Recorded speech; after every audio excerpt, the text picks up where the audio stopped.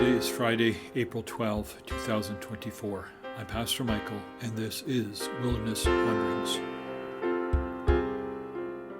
Our text is 1 Thessalonians 2, 1-6. You know, brothers and sisters, that our visit to you was not without results. We had previously suffered and been treated outrageously in Philippi, as you know. But with the help of our God, we dared to tell you his gospel in the face of strong opposition.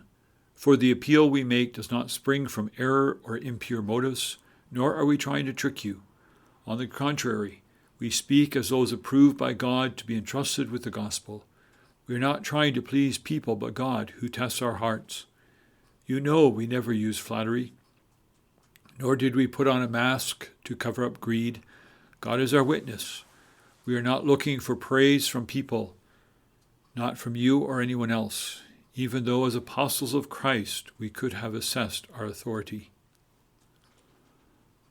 Paul frequently faced stiff opposition when proclaiming the gospel. He came to Thessalonica from Philippi, where he and Silas had been stripped and severely flogged and thrown in prison without trial. At midnight, God used an earthquake to set them free. Things only went marginally better in Thessalonica. After they made a quick exit, questions arose concerning the validity of their ministry. Was it really from God? Here, Paul defends them against their detractors. As we listen to his defense, today's preachers are challenged to evaluate their own ministries according to this high standard. Further, we are all invited to assess the validity of preachers that we listen to or watch. Let's consider what Paul writes. First, he invites his readers to consider what they know about him. Don't test me according to what others are saying, but consider what you know and experience firsthand when we are with you. There is a challenge here for all of us whose favorite preachers come to us via YouTube. How much do we really know about them?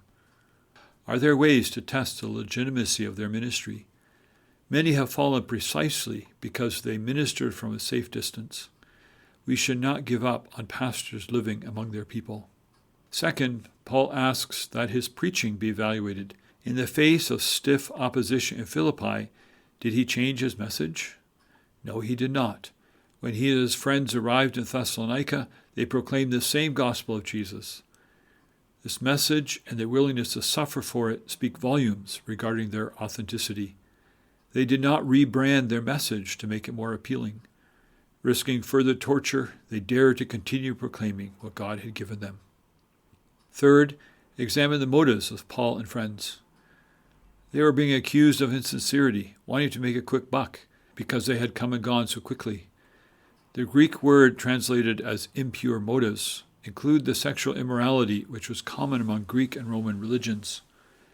Since Paul tended to receive room and board from new converts, it would be easy to verify his activities while in town. Look at the evidence, he says. Are we guilty of such things?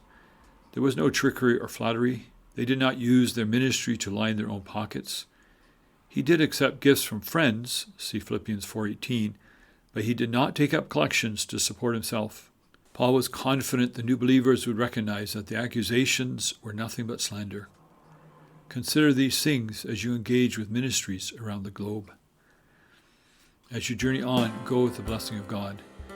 May God himself, the God who makes everything holy and whole, make you holy and whole, put you together, soul, spirit, and body, and keep you fit for the coming of our Master Jesus Christ. The one who called you is completely dependable. If he said it, he'll do it. The amazing grace of Jesus Christ be with you.